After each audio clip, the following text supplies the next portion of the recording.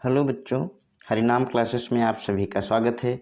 और बच्चों, आज हम लोग पढ़ने वाले हैं कक्षा 10 गणित के सभी सूत्र, वो भी एक साथ एक ही वीडियो में।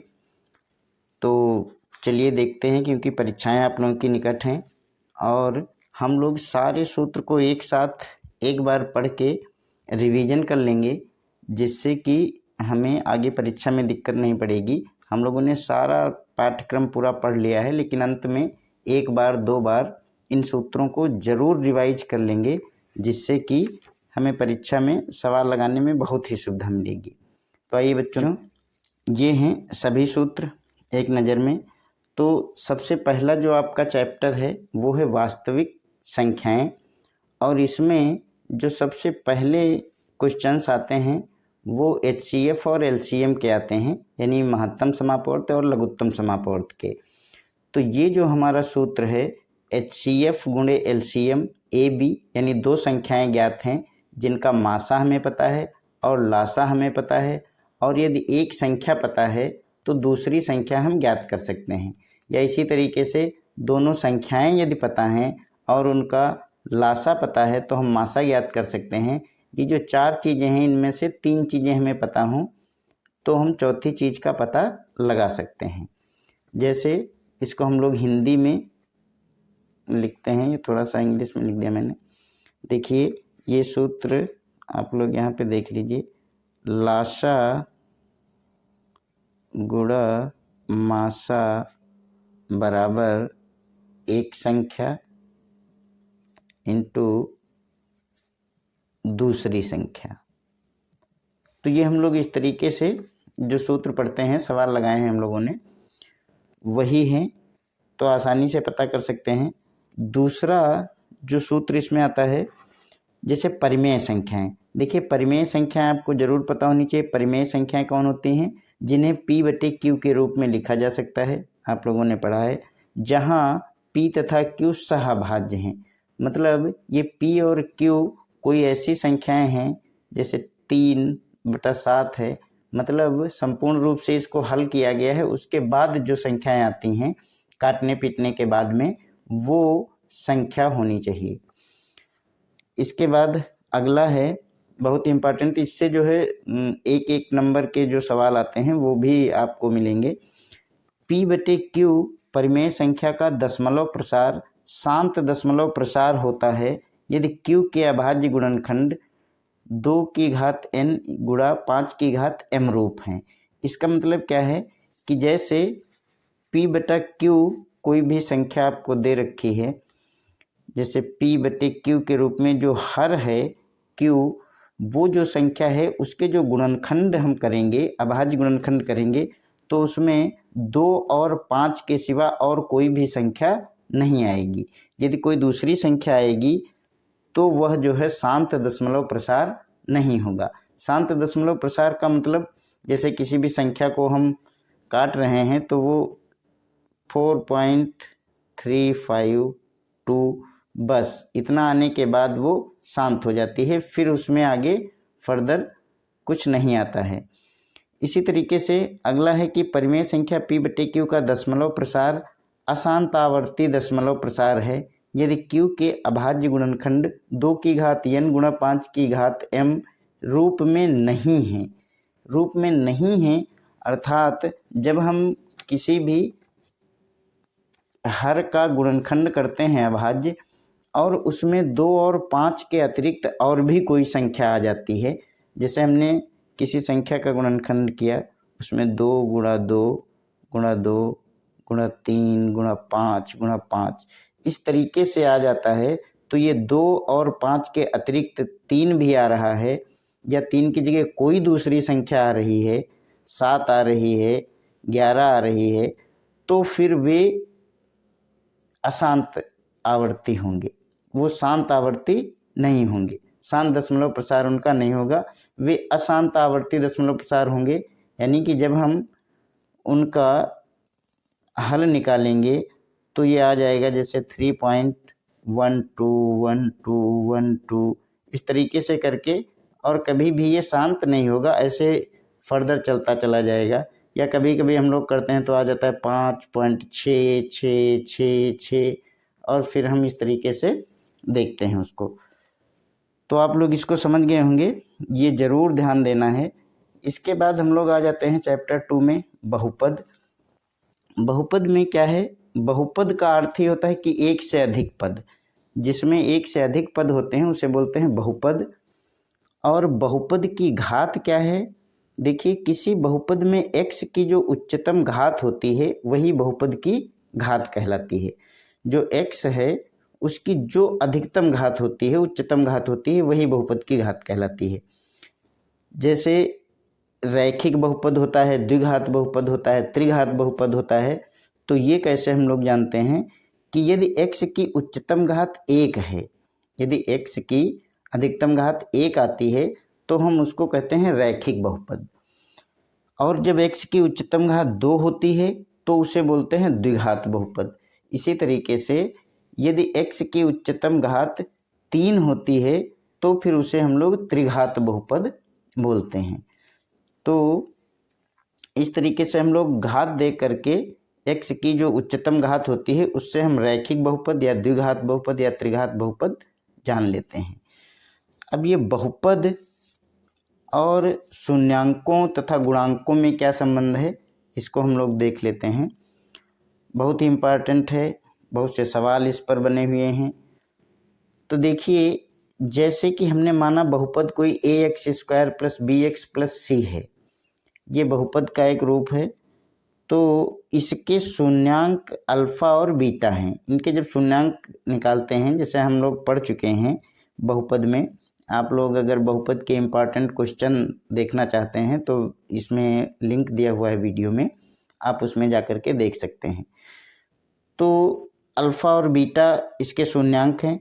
तो शून्यांकों का जो योगफल होगा अल्फ़ा + बीटा, वो कैसे निकालेंगे हम, -b/a। b और a इस सूत्र से हम लोग देख सकते हैं। कोई भी समीकरण है, जैसे 3x² + 4x + 11, तो इसमें a बराबर कितना है, 3 है, b बराबर कितना है, 4 है, और c बराबर कितना है, 11 है। तो हम b और a सभी का मान यहाँ पर रखेंगे और हमें अल्फ़ा + बीटा शून्यकों का योगफल पता चल जाएगा। इसी तरीके से यदि हमें शून्यकों का गुणनफल निकालना है तो उसका सूत्र है c/a। c/a जो c है और जो a है, जो भी आपका बहुपद दिया होगा उसमें आप देख लेंगे, उसमें ABC निकाल के लिख लेंगे और तब इस सूत्र को अप्लाई करेंगे तो आप गुणनफल जान लेंगे, उसका पता चल जाएगा आपको। अब किसी बहुपद के शून्यांक अल्फ़ा और बीटा ज्ञात हों यदि, तो हम बहुपद अगर निकालना चाहें तो बहुपद बराबर क्या होता है कि x² - शून्यकों का योगफल इंटू x + शून्यकों का गुणनफल, यानी शून्यकों का योगफल अल्फ़ा + बीटा और शून्यकों का गुणनफल अल्फ़ा × बीटा। तो इस सूत्र से हम बहुपद ज्ञात कर लेते हैं। इसमें कई सवाल हैं आपके एक्सरसाइज में, तो उनको भी आप देख लीजिएगा। इस तरीके से ये बहुपद में जितने भी सूत्र थे वो हम लोगों ने देखे। अब आइए आगे चलते हैं तीसरी प्रश्नावली। देखिए, तीसरी जो हमारी प्रश्नावली है वो है 2 चर वाले रैखिक समीकरण युग्म।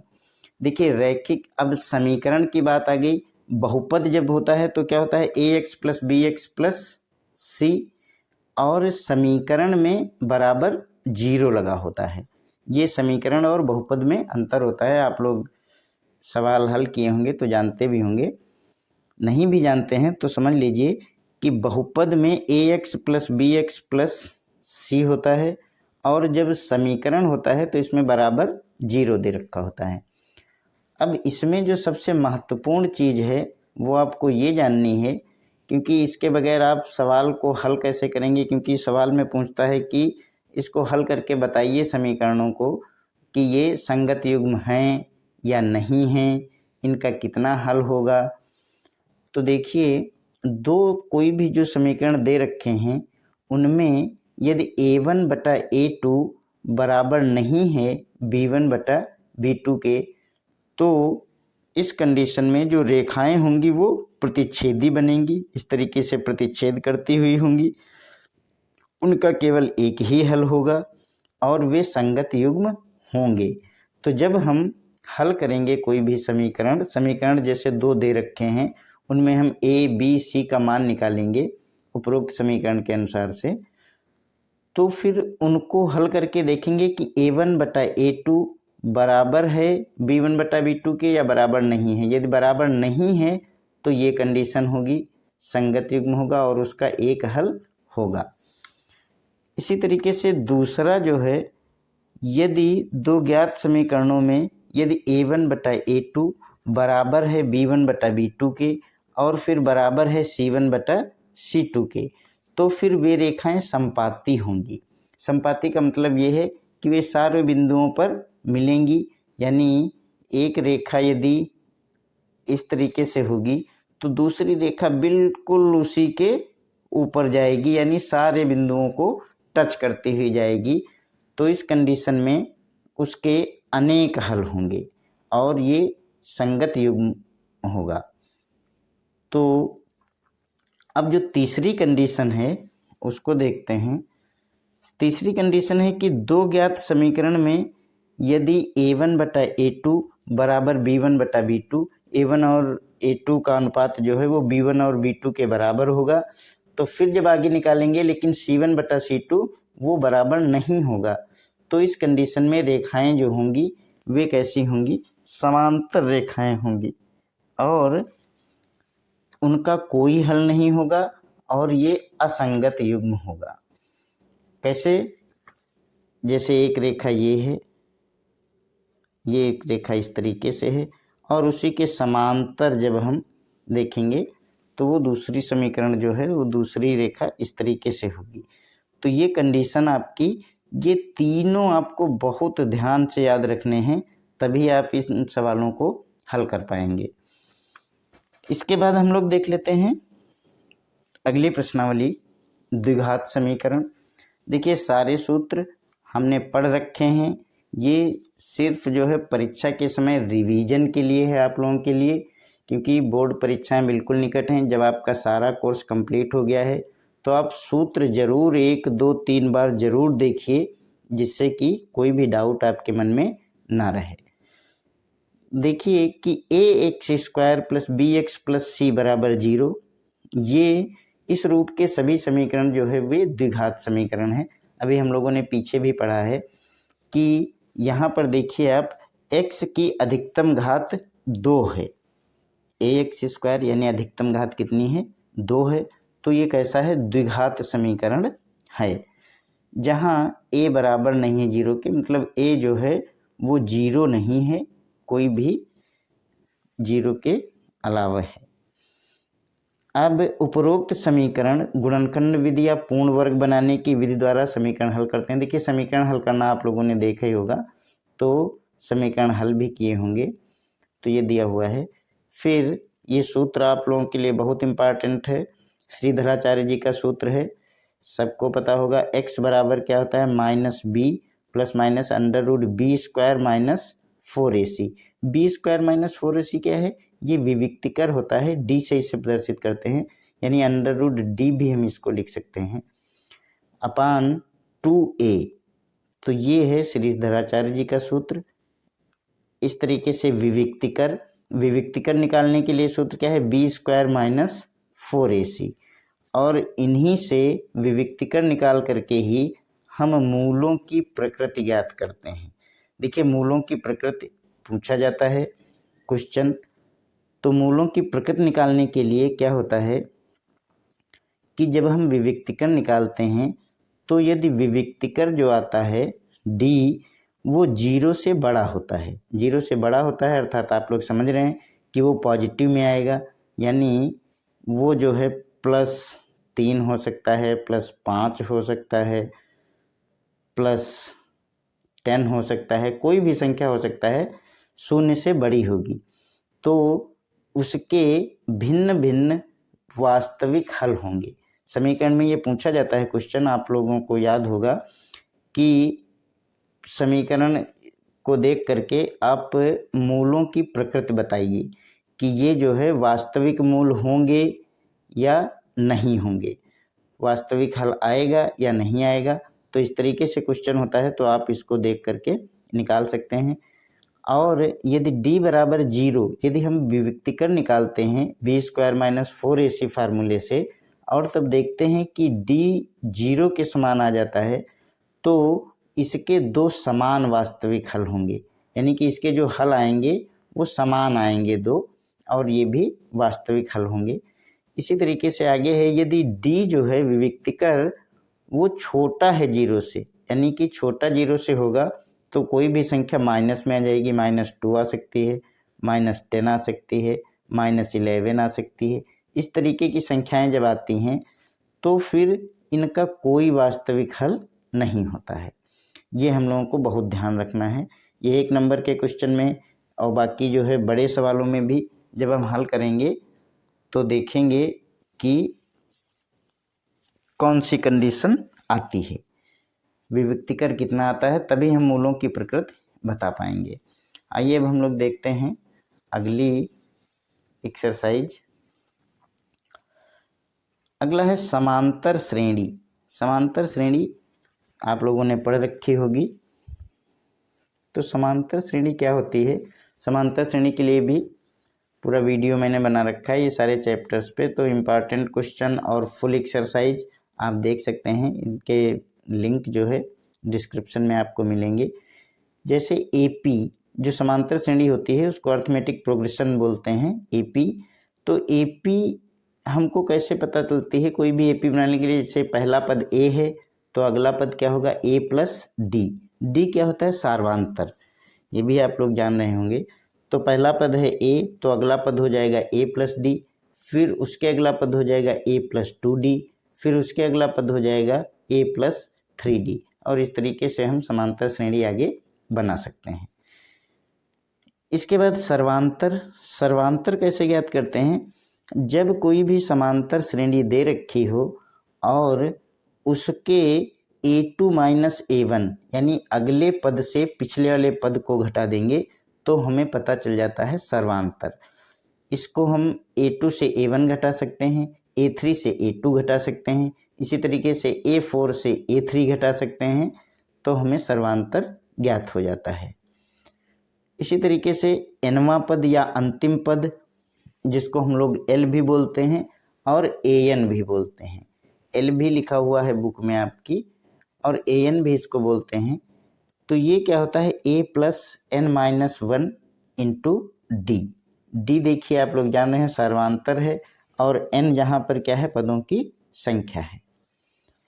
इसी तरीके से n पदों का योगफल, n पद हैं कोई भी, उन सभी का योगफल जो होता है उसको हम लोग Sn बोलते हैं। Sn बराबर क्या होता है, n/2 ब्रैकेट के अंदर 2a प्लस n-1d। ये व्यापक सूत्र है इसका, बहुत से सवाल हम लोग इससे हल करते हैं, बहुत ही महत्वपूर्ण सूत्र है। इसी तरीके से Sn का एक दूसरा सूत्र है n/2 a प्लस an। ये फार्मूला हमें कब लगाना है, ये फार्मूला बच्चों हम तब लगा सकते हैं जब हमको अंतिम पद ज्ञात हो। यदि हमें अंतिम पद ज्ञात नहीं होगा तो फिर हम लोग ये फार्मूला यूज नहीं कर सकते हैं। ये फार्मूला हम तभी यूज कर पाएंगे जब हमें अंतिम पद ज्ञात होगा। तो ये कुछ सूत्र जो है समांतर श्रेणी के थे। इसके बाद हम लोग देख लेते हैं त्रिभुज। त्रिभुज में वैसे तो अधिकतर कोई सूत्र नहीं है, इसमें 2 प्रमेय हैं, बहुत ही इम्पॉर्टेंट, बहुत ज़्यादा इम्पॉर्टेंट, और हमने वीडियो में भी बना रखा है जिसमें हमने बताया है कि इस प्रश्नावली से थेल्स प्रमेय आना ही आना है एग्जाम में, बिल्कुल आप 100% मान लीजिए। बाय द वे यदि मिस होता है तो उसका एक विलोम प्रमेय है 6.2 ये है, और उसका अगला जो है उसका विलोम है प्रमेय में। तो इन दोनों में से एक प्रमेय आप पेपर में समझ लीजिए होगी ही होगी, तो इनको ज़रूर आप देख लीजिएगा, पढ़ा होगा तो रिवीजन कर लीजिएगा। इसके बाद और इसमें ये है कि कोण कोण कोण, एंगल एंगल एंगल, समरूपता। तो ये आप जानते हैं समरूप त्रिभुज जब हम लोग निकालते हैं तो उसके लिए क्या कंडीशन होती है, या तो तीनों कोण यदि बराबर मिल जाते हैं तो फिर वो दो त्रिभुजों में, तो वे क्या होते हैं, समरूप त्रिभुज होते हैं। इसी तरीके से भुजा कोण भुजा, SAS, साइड एंगल साइड, समरूपता, यानी कि दो भुजाएं बराबर हैं और एक एंगल एडजॉइनिंग उससे जो है वो बराबर है, तो भी दोनों त्रिभुज कैसे होते हैं, समरूप होते हैं। और AA समरूपता, ये देखिए त्रिभुज के तीनों कोणों का योग आप जानते हैं 180 अंश होता है। यदि दो त्रिभुजों में दो दो कोण आपको एक समान मिल जाते हैं तो फिर तीसरा कोण ऑटोमेटिक जो है बराबर ही होगा, तो वो भी जो है त्रिभुज समरूप हो जाते हैं। समरूप त्रिभुज आकृति में तो बड़े छोटे हो सकते हैं किंतु देखने में वो एक जैसे लगते हैं। समरूप यानी उनका रूप जो है वो समान होता है। सिंपल सी बात है। अब आगे चलते हैं, देखते हैं निर्देशांक ज्यामिति। ये आपकी एक्सरसाइज 7 है और निर्देशांक ज्यामिति से भी सवाल पूछे जाते हैं। सवाल सारी प्रश्नावली से आते हैं। आप लोगों को इम्पॉर्टेंट सूत्र जितने हैं वो सब हम इस वीडियो में बता रहे हैं। आप लोग इसको देखिएगा ज़रूर और 2-3 बार देखिएगा, जिससे कि कोई भी डाउट है तो वो निकल सके आपके मन से। तो देखिए दूरी सूत्र बहुत ही इम्पॉर्टेंट, इसके बगैर आप सवाल ही निर्देशांक ज्यामिति के हल नहीं कर सकते हैं। क्या होता है, PQ, मान लीजिए ये कोई रेखा है PQ और P और Q के निर्देशांक दे रखे हैं x1 y1, इस बिंदु के x2 y2। तो जब हमें इन दोनों के बीच की, ये मान लीजिए P बिंदु है, ये Q है, तो इन P और Q के बीच की दूरी ज्ञात करनी होती है, तो वो हम दूरी सूत्र से ज्ञात करते हैं। इसमें क्या होता है, √x2 - x1 का होल स्क्वायर। अब देखिए x2 - x1, इसमें कंफ्यूज मत होइएगा, कहीं x1 - x2 भी लिखा होता है तो दोनों सेम ही आएंगे। आप चाहें जिसको पहले लिख सकते हैं, क्योंकि ये अगर प्लस में आएगा तो भी वर्ग करेंगे तो वही आएगा, और यदि माइनस में भी आ जाएगा तो जब वर्ग करेंगे तो वो उतना ही आ जाएगा।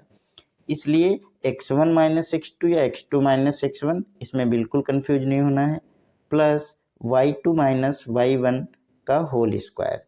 इससे हम लोग दूरी ज्ञात कर सकते हैं। इसके बाद विभाजन बिंदु के लिए सूत्र है। विभाजन बिंदु का सूत्र क्या है, विभाजन बिंदु M1 और M2 जैसे कोई भी रेखा है और ये किसी बिंदु से विभाजित है तो एक पार्ट को हम M1 बोलते हैं और दूसरे को क्या बोलते हैं, M2। इसी तरीके से आप लोगों ने सवाल हल किए होंगे। तो विभाजन बिंदु के जो निर्देशांक हैं वो हम कैसे ज्ञात करते हैं, x के लिए M1 x2, देखिए M1 है तो x2 है, प्लस M2 है तो x1 है, M1 × x2 plus M2 × x1 बटे M1 प्लस M2। और सेम इसी तरीके से जब y विभाजन बिंदु में जो y है उसका मान ज्ञात करते हैं। ये समझ लीजिए कि x बराबर है और ये है y बराबर। तो जब y निकालेंगे तो क्या लिखेंगे, M1 y2 plus M2 y1 बटे M1 प्लस M2। यहाँ पे x है और यहाँ पे y है, बाकी सूत्र में कोई भी अंतर नहीं है। आप लोग देखिए बिल्कुल सेम सूत्र है। इसी तरीके से निर्देशांक मध्य बिंदु के लिए, यानी मध्य बिंदु के जो निर्देशांक हैं वो यदि हमें निकालने हैं x और y, तो हम क्या करेंगे, x1 और x2 को जोड़ करके उसका आधा कर देंगे, यानी x1 प्लस x2 बटे 2, तो ये x आ जाएगा। और y बिंदु के लिए y1 प्लस y2 बटे 2 कर देंगे तो हमको ये फिर y मिल जाएगा।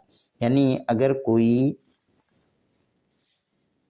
देख लीजिए इस तरीके से कोई भी रेखा दे रखी है, उसके x1 y1 हो गया, इधर x2 y2 होता है, और इसका मध्य बिंदु कोई है, मान लीजिए रेखा है PQ और इसका मध्य बिंदु है O, तो अगर इस मध्य बिंदु के निर्देशांक हमें ज्ञात करने हैं तो सीधा सा फार्मूला लगाना है कि x1 और जो x2 है इन दोनों को हम जोड़ देंगे और जोड़ करके आधा कर लेंगे, जो आएगा वही x होगा, और जो y1 और y2 को जोड़ के आधा करने पर प्राप्त होगा वही y होगा।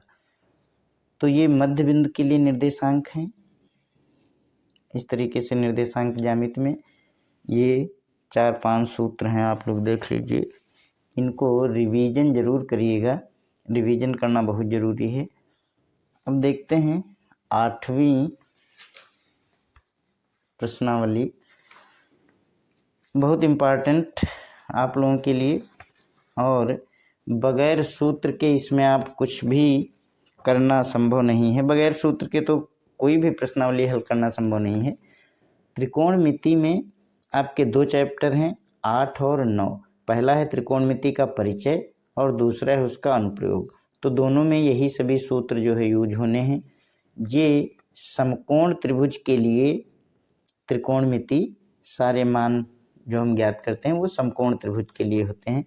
समकोण त्रिभुज में आपको पता है जो 90 डिग्री का हमारा एंगल होता है उसके सामने वाली जो भुजा होती है वो कर्ण कहलाती है, और जो हम थीटा निकालते हैं, यानी यदि हमें सी बिंदु के लिए निकालना है यानी साइन सी निकालना है जैसे, या साइन थीटा निकालना है और यहाँ पे दे रखा है थीटा, तो उस कोण के सामने वाली जो भुजा होती है वो होती है लंब।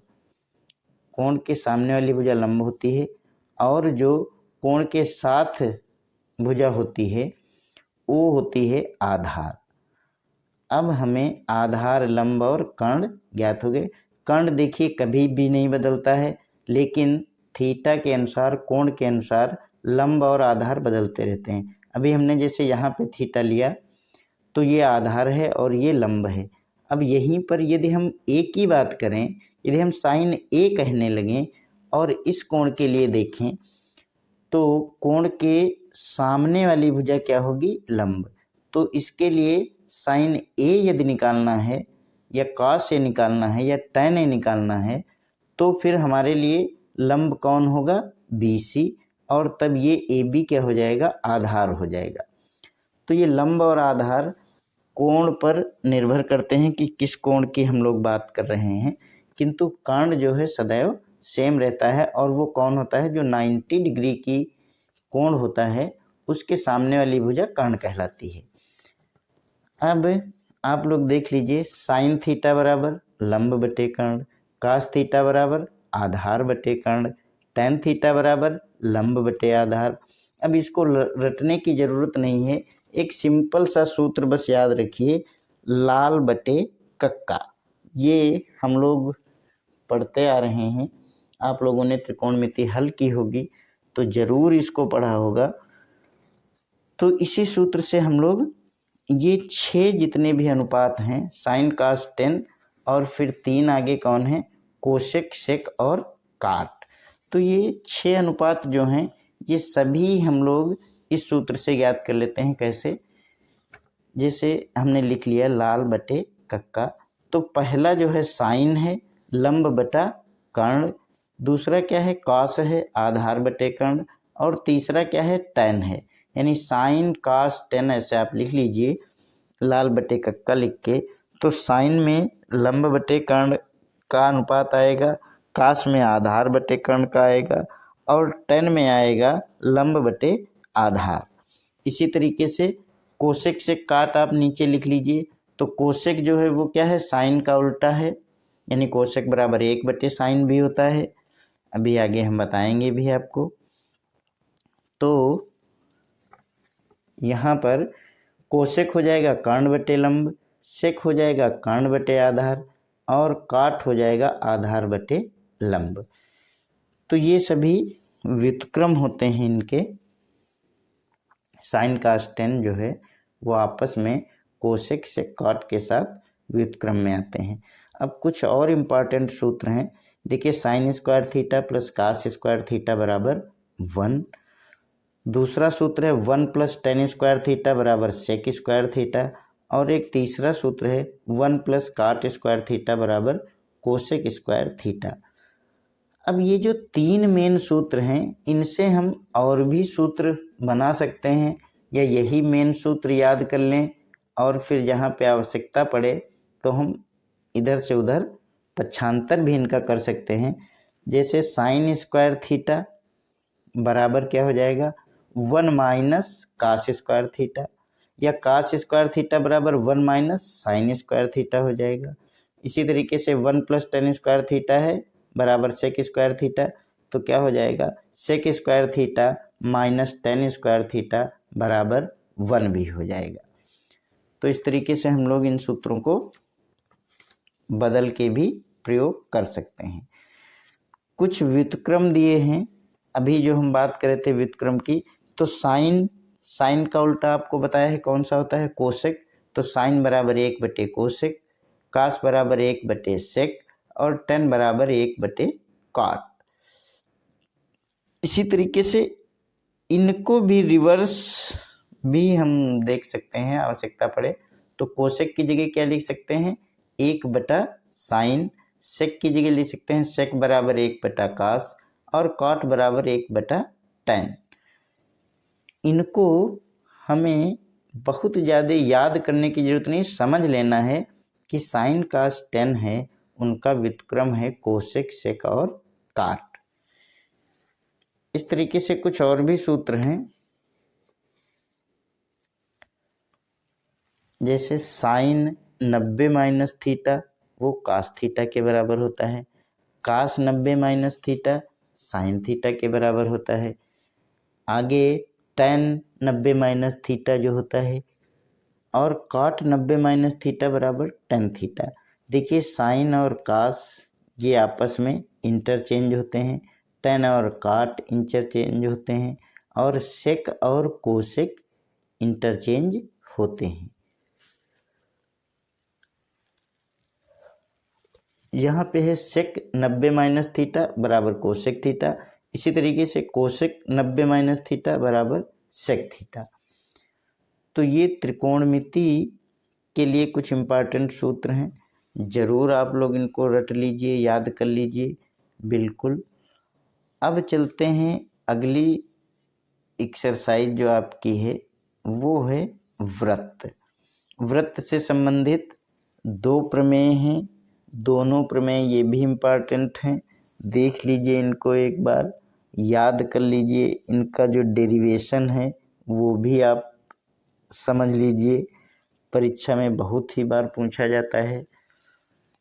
क्या है, एक प्रमेय है, वृत्त के किसी बिंदु पर स्पर्श रेखा, कोई भी बिंदु है उस पर जो स्पर्श रेखा है, स्पर्श बिंदु से जाने वाली त्रिज्या पर लंब होता है। अर्थात मान लीजिए यहाँ पर हमने PQ यदि स्पर्श रेखा खींची M बिंदु पर एक स्पर्श रेखा खींची PQ और M बिंदु से जाती है जो त्रिज्या MO या OM, वो जो है उस पे PQ लंब है, यानी OM लंब है PQ। इसी तरीके से दूसरी जो प्रमेय है वो है किसी बाह्य बिंदु से वृत्त पर खींची गई स्पर्श रेखाओं की लंबाइयाँ बराबर होती हैं। मान लीजिए ये कोई बाहर एक बिंदु है P और इससे हम 2 स्पर्श रेखाएं खींचते हैं, एक PA और एक PB, तो ये दोनों रेखाओं की लंबाइयाँ आपस में बराबर होती हैं, वो है PA बराबर PB। तो ये 2 प्रमेय हैं, ये 2 प्रमेय जरूर आप लोग देखिएगा और इससे ये जो वृत्त की एक्सरसाइज है इसी से संबंधित सारे क्वेश्चन इसमें आते हैं। अगली प्रश्नावली है वृत्तों से संबंधित क्षेत्रफल। तो देखिए वृत्त का क्षेत्रफल जैसे आपको आता होगा, देख लीजिए वृत्त का क्षेत्रफल क्या होता है, पाई आर स्क्वायर। वृत्त की परिधि होती है 2 पाई आर और ए जो होता है यानी व्यास जो होता है वो त्रिज्या का 2 गुना होता है। इसी का उल्टा यदि कहें तो त्रिज्या जो होती है वो व्यास की आधी होती है। बहुत सी सिंपल चीज़ें हैं, आप लोगों ने पहले भी पढ़ रखी होंगी। इसके बाद जो आपके कोर्स में है त्रिज्यखंड और वृत्तखंड, तो देखिए लघु त्रिज्यखंड। त्रिज्यखंड क्या है आप इस फिगर में देख सकते हैं ये वृत्त है जैसे, और इसको केंद्र से दो त्रिज्याएं हम कोई खींच दें तो उसके बीच में जो छोटा खंड होगा उसको लघु त्रिज्यखंड कहते हैं, और जो बड़ा होगा उसको दीर्घ त्रिज्यखंड बोलते हैं। तो लघु त्रिज्यखंड का क्षेत्रफल क्या होता है? Theta upon 360 into pi r square. Theta कहाँ पे है? यानी जो दोनों हमारी त्रिज्याएं हैं उनके बीच में जो कोण होता है केंद्र पर वृत्त के, उसको बोलते हैं हम थीटा। तो theta upon 360 into pi r square लघु त्रिज्यखंड का क्षेत्रफल है। लघु त्रिज्यखंड की परिधि निकालनी है तो थीटा अपान 360 2 पाई आर, ये जो है लघु त्रिज्यखंड की परिधि हो जाती है। दीर्घ त्रिज्यखंड का क्षेत्रफल जो है वो 360 माइनस थीटा। देखिए ये लघु त्रिज्यखंड है, थीटा हो गया, तो दीर्घ त्रिज्यखंड कौन है? पूरा कोण ये है कितना? 360। तो 360 में से थीटा घटा देंगे तो ये वाला कोण आ जाएगा वो बटे 360 पाई आर स्क्वायर। और इसी तरीके से त्रिज्यखंड की परिधि 360 माइनस थीटा बटे 360 2 पाई आर। परिधि 2 पाई आर होती है तो इस 2 पाई आर से गुणा कर देते हैं तो हमारा आ जाएगा दीर्घ त्रिज्यखंड की परिधि। इसी तरीके से वृत्तखंड का जब क्षेत्रफल हम निकालते हैं तो कैसे निकालते हैं? त्रिज्यखंड का क्षेत्रफल माइनस त्रिभुज का क्षेत्रफल। अब थोड़ा सा आप लोग देख लीजिए, ये यहाँ पे जो वृत्त है और ये कोई एक रेखा जो हमने खींची है, जीवा इसको बोलते हैं। तो ये जीवा से जो ये पार्ट कट गया, अलग हो गया, इसको बोलते हैं हम लघु वृत्तखंड। तो लघु वृत्तखंड और दूसरा जो होता है वो दीर्घ वृत्तखंड। तो जब वृत्तखंड की बात हम करते हैं, वृत्तखंड का क्षेत्रफल निकालते हैं तो हम क्या करते हैं? पहले हम त्रिज्यखंड का क्षेत्रफल निकालते हैं। त्रिज्यखंड निकालना आपको पता है, पूरा जो है ये यहाँ से यहाँ तक, यानी कि ये वाला पार्ट और ये वाला पार्ट दोनों मिल करके त्रिज्यखंड का क्षेत्रफल हो गया। और उसमें से त्रिभुज का क्षेत्रफल हम घटा देते हैं। त्रिभुज कौन सा? इस जीवा के द्वारा जो दो त्रिज्याएं केंद्र तक ले जाएगी उनसे बना एक त्रिभुज जो होता है उसका क्षेत्रफल हम निकाल देते हैं तो हमें लघु वृत्तखंड का क्षेत्रफल ज्ञात हो जाता है, या वृत्तखंड का क्षेत्रफल ज्ञात हो जाता है। इस तरीके से आगे हम लोग बढ़ेंगे तो आता है 12वीं एक्सरसाइज। उसमें सूत्र आते हैं पृष्ठीय क्षेत्रफल और आयतन के। इसमें कई हैं, देखिए जैसे घन है, घन में 6 पृष्ठ होते हैं, ये तो आपको पता ही है। जब घन की भुजा ए हो, मान लीजिए घन का मतलब होता है कि लंबाई, चौड़ाई और ऊंचाई सभी भुजाएं क्या होती हैं? बराबर होती हैं। और जब सभी भुजाएं बराबर हैं और वो भुजा कौन है? ए है, तो जो पृष्ठीय क्षेत्रफल है वो आएगा 6a स्क्वायर, और जो घन का आयतन है वो होगा a क्यूब, यानी भुजा क्यूब। इसी तरीके से घनाभ में जब उसकी लंबाई l, चौड़ाई b और ऊंचाई h हो तो पृष्ठीय क्षेत्रफल निकालने के लिए 2l into b plus b into h plus l into h, यानी लंबाई गुणे चौड़ाई प्लस चौड़ाई गुणे ऊंचाई प्लस ऊंचाई गुणे लंबाई, यानी लंबाई गुणे ऊंचाई। तो इन तीनों को आपस में गुणा करके जोड़ दें और 2 से गुणा कर दें। इसी तरीके से आयतन क्या होता है घनाभ का? एल बी एच, यानी लंबाई गुणे चौड़ाई गुणे ऊंचाई। लंबाई गुणे चौड़ाई गुणे ऊंचाई, ये आता है घनाभ का आयतन। अब बात करते हैं बेलन की। देखिए बेलन आप लोग जानते हैं, कोई भी जो बेलनाकार कोई भी पाइप है या कुछ भी है उसका जब हमें क्षेत्रफल निकालना है, या उसका जो है पृष्ठीय क्षेत्रफल हम लोग बोलते हैं उसको, तो जब त्रिज्या r और ऊंचाई h हो तो वक्र पृष्ठीय क्षेत्रफल, वक्र पृष्ठ आप लोग समझते हैं, जैसे कोई भी गोल चीज है, यहाँ पे कुछ हो, चलिए जैसे उदाहरण के लिए हम लोग ये कैप ले लेते हैं। ये कैप है तो ये जो इसका ये देख रहे हैं आप लोग, ये पार्ट जो है, ये चारों तरफ के जो वक्र पार्ट, ये क्या बोलेंगे, वक्र है। ये समतल नहीं है, वक्र है, इधर से मुड़ा हुआ है, यहाँ से गोल है, तो इस पृष्ठ को बोलेंगे हम लोग वक्र पृष्ठ। और जब बात आती है संपूर्ण पृष्ठ की, तो जैसे ये बेलन मान लेते हैं इसको हम, तो ये कैप है बेलन में, तो ये तो उसका वक्र पृष्ठ हो गया। और जो ये है एक तरफ, ये पार्ट जो है, ये देखिए कैसा है, समतल है। तो संपूर्ण पृष्ठ में इस वक्र पृष्ठ को सम्मिलित करते हैं और इस पृष्ठ को सम्मिलित करते हैं और नीचे वाले पृष्ठ को भी सम्मिलित करते हैं। तो अब देखते हैं वक्र पृष्ठ का क्षेत्रफल जब निकालना हो तो होता है सूत्र 2πr/h, और संपूर्ण पृष्ठ का जब क्षेत्रफल निकालते हैं तो होता है 2πr/h प्लस 2πr²। क्योंकि देखिए वृत्ताकार होते हैं उसके दोनों सिरे, तो πr² क्षेत्रफल होगा, लेकिन दो होते हैं सिरे, इसलिए 2πr²। इसी तरीके से इसका आयतन जो है πr²h, ये इसके आयतन का सूत्र होता है बेलन के। और अब हम बात कर लेते हैं शंकु और गोले की। शंकु आप लोग जानते होंगे, जैसे कि जोकर की टोपी, ये जो है क्या है, शंक्वाकार होती है। ये कैनवस वगैरह भी होता है, इस तरीके से शंकु के आकार की, इसको बोलते हैं शंकु। तो जब त्रिज्या r, ऊंचाई h, यानी त्रिज्या इसकी ये त्रिज्या होगी इसकी r, और ऊंचाई कौन सी होगी, ये त्रिज्या को जब इसके टॉप से मिला देंगे, शीर्ष से मिला देंगे, तो ये क्या होगी, h। और तिर्यक ऊंचाई l हो, तिर्यक ऊंचाई कौन है, ये जो तिरछी ऊंचाई है ये है l, चाहे ये है और ये है, ये दोनों बराबर ही होती हैं, तो ये तिर्यक ऊंचाई है l हो, तो इसका पृष्ठीय क्षेत्रफल जो आता है वो क्या आता है, πr/l।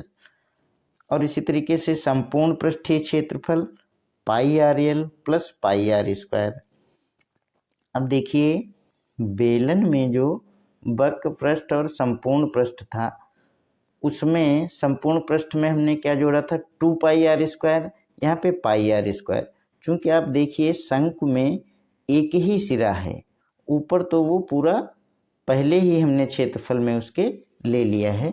त्रिभुजाकार चूँकि होता है तो ऊपर कोई सिरा है नहीं, नीचे सिरा होता है, तो उसका क्षेत्रफल वृत्ताकार का क्या होता है, πr²। तो ये हो जाता है आपका πr/l प्लस πr²। इसी तरीके से आयतन इसका जब निकालते हैं 1/3 πr²h, यहाँ पे l नहीं आता है, केवल h आता है। 1/3 πr त्रिज्या हो गई और h क्या हो गई, लंबवत जो इसकी ऊंचाई है। अब बात करते हैं गोले की। तो गोले में देखिए एक तो गोला है आपके कोर्स में और दूसरा है अर्धगोला। तो गोले का जब पृष्ठीय क्षेत्रफल निकालते हैं तो क्या होता है, 4πr²। और जब अर्धगोले का पृष्ठीय क्षेत्रफल निकालेंगे तो चूंकि गोला आधा है, तो यहाँ पर था 4πr², तो ये हो गया 2πr²। इसी तरीके से संपूर्ण पृष्ठीय क्षेत्रफल, देखिए गोले में तो केवल पृष्ठ होता है, वही पूरा गोल ही होता है, तो वो पृष्ठ ही माना जाता है। और अर्धगोला में क्या है कि जब आप उसको आधा कर देंगे तो उसका एक तो पृष्ठ होगा और नीचे फिर वही वृत्ताकार पार्ट होगा इस तरीके से। तो जो वृत्ताकार पार्ट होगा वो हो जाएगा πr² उसका क्षेत्रफल, और 2πr² अर्धगोले का है। तो संपूर्ण पृष्ठीय क्षेत्रफल जो अर्धगोले का आएगा वो 2πr² प्लस πr², तो किसके बराबर हो जाएगा, 3πr² के। इसी तरीके से गोले का आयतन है तो 4/3 πr³, और अर्धगोले का आयतन जो है वो इसका आधा हो जाएगा 2/3 πr³। तो ये सूत्र थे आपके पृष्ठीय क्षेत्रफल। सांख्यिकी में देख लेते हैं। सांख्यिकी में क्या है, मीन यानी माध्य। माध्य क्या है, प्रत्यक्ष विधि। माध्य में देखिए प्रत्यक्ष विधि होती है, कल्पित माध्य विधि होती है, पग विचलन विधि होती है। देखिए केवल सूत्रों से ये थोड़ा सा आपको लगेगा कुछ डिफ़िकल्ट जैसा, लेकिन आपने यदि सवाल हल किए हैं तो फिर आपकी समझ में ये आ जाएगा। प्रत्यक्ष विधि में x बराबर क्या होता है, सिग्मा एफ एक्स बटे सिग्मा एफ। x जो है क्या है, आंकड़े हैं, और f क्या है यहाँ पर, f यहाँ पर क्या है, बारंबारता है, ठीक है, फ्रीक्वेंसी है। इसी तरीके से कल्पित माध्य विधि में x बराबर a plus sigma F D upon sigma F, जहाँ पर a क्या है, कल्पित माध्य है, और d क्या है, x माइनस a है। इस तरीके से पग विचलन विधि x बराबर क्या आएगा, a plus sigma F you upon sigma F into H. h क्या है यहाँ पर, वर्ग अंतराल है, u जो है वो x माइनस ए बटे एच है। बहुलक L, बहुलक बराबर क्या है, L plus F1 minus F0 अपान 2F1 minus F0 minus F2, और इसको गुणा कर देंगे H से, तो ये हमारा आ जाएगा बहुलक। अब आगे देखते हैं माध्यिका, जिसको माध्यक भी बोलते हैं, माध्यिका भी बोलते हैं, इंग्लिश में बोलते हैं इसको मीडियन। तो इसमें दो तरीके के आंकड़े हो सकते हैं, एक अवर्गीकृत आंकड़े हो सकते हैं और वर्गीकृत आंकड़े भी हो सकते हैं। तो यदि अवर्गीकृत आंकड़ों का जब हम निकालते हैं उसमें भी दो कंडीशन है, यदि n विषम है तो माध्यक क्या होगा, मीडियन क्या होगा, n प्लस 1 बटे 2वां पद, यानी जितने टोटल पद हैं उनमें एक जोड़ के आधा कर दीजिए, और उस नंबर पे जो पद आता है वही उसकी माध्यिका या माध्यक होता है। इसी तरीके से वर्गीकृत आंकड़ों के लिए क्या है, वर्गीकृत आंकड़ों के लिए माध्यक है L प्लस n बटे 2 minus C F upon F into H. अब इसमें L क्या है, जहाँ पर L जो है माध्यक की निम्न सीमा है, n प्रेक्षणों की संख्या है, यानी कि कुमुलेटिव फ्रीक्वेंसी संचयी बारंबारता, f क्या है, माध्यक वर्ग की बारंबारता है, और n वर्ग अंतराल है। तो इस तरीके से हम लोग माध्यक निकाल सकते हैं। अब एक चीज़ और, एक क्वेश्चन आते हैं आपके, माध्य बहुलक और माध्यक में संबंध। ये देखिए एक नंबर में खूब पूछा जाता है। तो क्या होता है, 3 गुणा माध्यक, यानी माध्यक को 3 से गुणा कर देंगे तो किसके बराबर हो जाएगा, बहुलक और 2 गुणा माध्यक। तो ये हमारा हो गया सांख्यिकी का। और प्रायिकता में जो है वो कोई खास सूत्र नहीं है, आप इतने सूत्र तैयार कर लीजिए, याद कर लीजिए इनको, 1 2 बार 3 बार 4 बार देख लीजिए, और आप लोग अच्छे नंबर प्राप्त करें। इसलिए इसका रिवीजन अवश्य करें, वीडियो देखें, बुक से पढ़ें, आपने कॉपी पर लगाए होंगे सवाल, उनका रिवीजन करें। वीडियो में भी हमने जो इम्पॉर्टेंट सवाल हैं उनके भी कई वीडियो बनाए हैं। वे सभी वीडियोज बहुत ही देख करके कि पीछे सालों में कौन से प्रश्न बार बार पूछे जाते हैं, उस तरीके से इम्पॉर्टेंट निकाल के हमने बनाए हैं। आप लोग ज़रूर देखिएगा, रिवीजन करिएगा, पढ़ाई करिएगा, और अच्छे मार्क्स लेकर के आइएगा। तो बच्चों धन्यवाद, और आप लोग हमारे चैनल को प्लीज़ लाइक और सब्सक्राइब ज़रूर करिए, और ताकि हम इसी तरीके से और भी वीडियोज़ बनाते रहें। हमारी मंगल कामना के साथ आपको